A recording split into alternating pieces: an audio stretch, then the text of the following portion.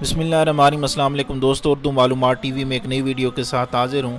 آج کی ویڈیو میں آپ کو یہ بتاؤں گا کہ ایک آتش پرست نے جب رمضان کے مہینے میں روزوں کا احترام کیا تو اسے اللہ تعالیٰ نے کن انعامات سے نوازا۔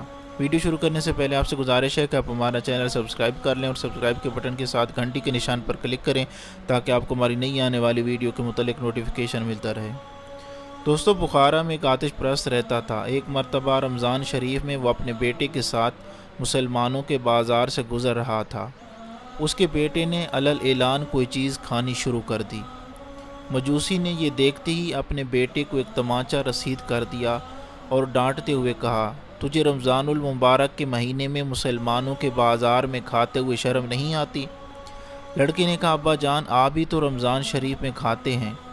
والد نے کہا، میں مسلمانوں کے سامنے نہیں، اپنے گھر کے اندر چھپ کر کھاتا ہوں، اس ماہ مبارک کی بے حرمتی نہیں کرتا۔ کچھ عرصہ بعد اس شخص کا انتقال ہو گیا۔ کسی نے خواب میں اس کو جنت میں ٹہلتے ہوئے دیکھا تو حیرت سے پوچھا، تو آگ کا پجاری جنت میں کیسے آ گیا؟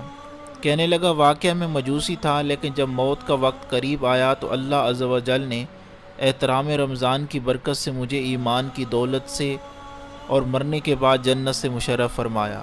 میں امید کرتا ہوں کہ آج کی یہ ویڈیو آپ کو اچھی لگی ہوگی۔ اگر ویڈیو اچھی لگی ہے تو اپنے دوستوں کے ساتھ فیس بک اور واٹس ایپ پہ ضرور شیئر کریں۔